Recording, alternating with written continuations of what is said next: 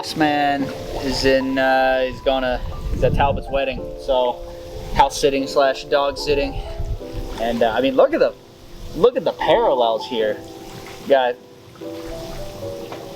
me and my good friend, who also happens to be a whiz, with the camera in a hot tub.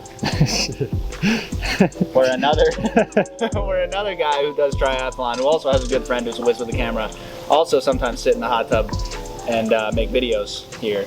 So serendipity.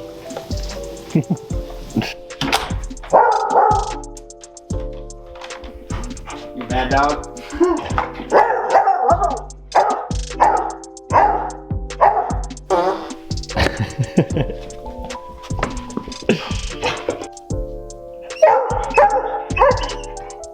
Can I get a word in, please? This is the beginning of my campaign to get sponsored by Chipotle. How often you eat it, dude? Probably about 4 times a week, maybe sometimes 5. It's a great option, especially a great plant-based option. And from now on, every single YouTube video will have Chipotle in it, and every Instagram post will have Chipotle tagged. Real fans, I don't know, if you have any ideas, leave them down in the comments of like spamming Chipotle's Instagram or something, commenting on their posts or whatever, I don't know. But yeah, from this point forward, I'm publicly stating that I wish to have Chipotle as my title sponsor. You don't have to pay me any money. I'll do it for 50% off. Just 50% off Chipotle and nothing else. I'll literally deck my jersey out in Chipotle logos for no money and still buy Chipotle. So Ari, it was about this time last year that we were in Austin, Texas, I think, and oh, God. You got a DM from Lionel Sanders, and that's about a year ago, so you're in this hot tub now. It was actually Talbot and Corey at the same time. Them two and Lionel were watching the video I had uploaded, and Corey invited me out to train, which I assume was passed on from Lionel. You weren't even a triathlete yet. You were a track athlete. I was running and biking. Yeah, no, that is interesting. It's been quite the journey to get here under the wing of Lionel Sanders. I think we clicked pretty immediately with the running workouts. Like, neither of us, some people when they get on the track, they're dicks. They want to one step. They want to always run the reps too fast. They want to like prove to everyone else that they're really good or better than they are. And I was just showing up like, hey, what's the pace? Give me a pace. I'll hit the pace. Like, let's just put the work in. Nothing flashy. He appreciated that. And then I think the time came towards the end of last season where he was getting a bit lonely. Not lonely per se, but it's good to train with people. It pushes you more, holds you accountable when you train with people. So he asked if I would come out and train full time. And now he's at Talbot's wedding and I'm in his hot tub. Who would have thunk? Not me. You know who else wouldn't have thunk? The OG day ones. You guys were watching the athlete special vlogs in Boulder or Seattle, or subscribing to my channel from day one. What a ride it has been, eh? Yeah, we got some work on tap for you this week. I know it's been a long time since I've uploaded a video, but the heavens have sent an angel in human, muscly, buff form. Roll the pictures of Johnny now, or just, get in here and flex. Oh my, careful. I'm a weak little triathlete, but yeah, we're bringing you the content this week, coming back with bangers. Making some classics. Tucson round 2.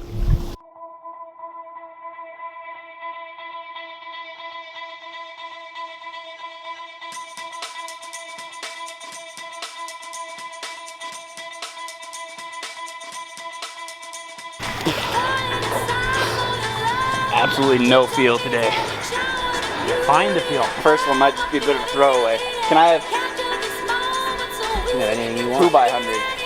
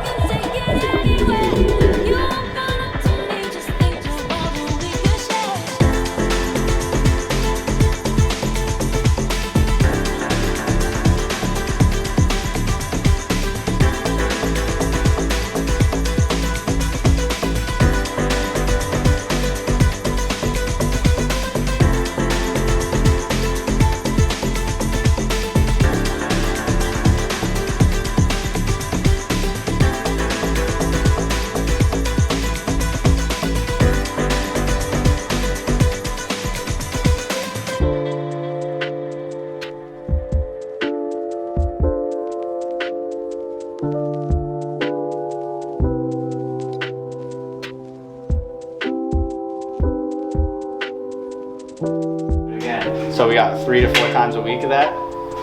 Bricks come soon too.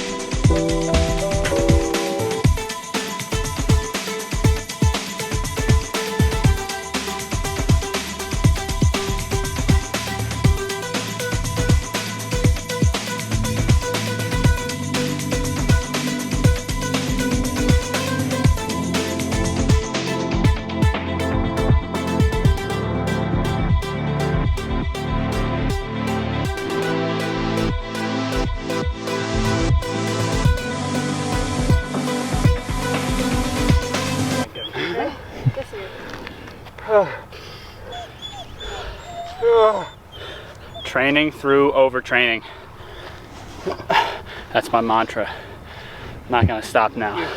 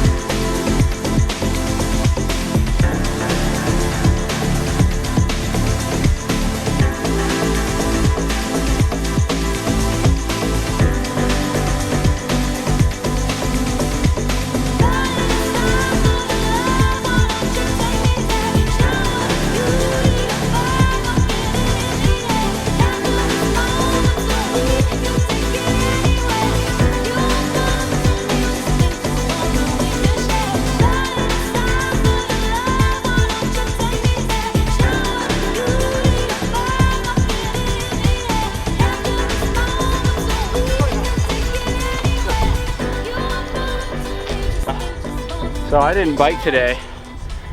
Usually on LT2 days for on the run, a 90-minute steady bike, but of course I'm overtrained. So yes, I am training through overtraining, but by training correctly. I can't keep overtraining, otherwise I'll get more overtrained.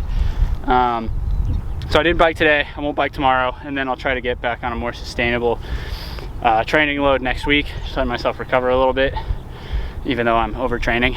And yeah, I mean, we were running 508 today, was like perfect, and then we brought it down to like 505, 506, and we were both over, and then we brought it back down to 508, and the lactate was perfect again. So body's behaving, and even under a lot of fatigue, that's the fastest paces we've run, like on 310 per kilometer. You know, and the lactate says it's the right intensity. Of course, it's just a tool. You can't live by it, but it kind of backed up the way we felt.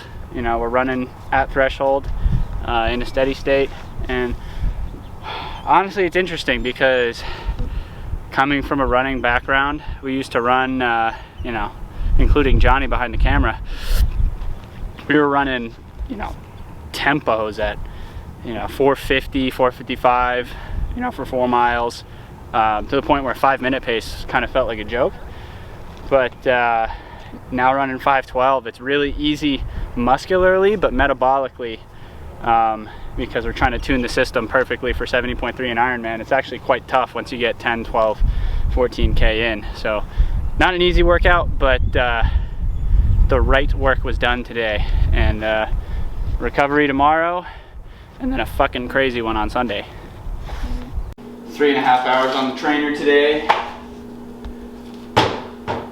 including 5x30 LT1. So got 350 grams of carbs of maple syrup in my Aero bottle, and then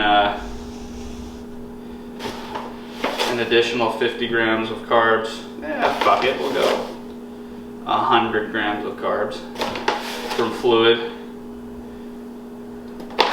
And then got these Gator lights for extra sodium that I stole from Lionel's garage. And of course my mock apparel bibs.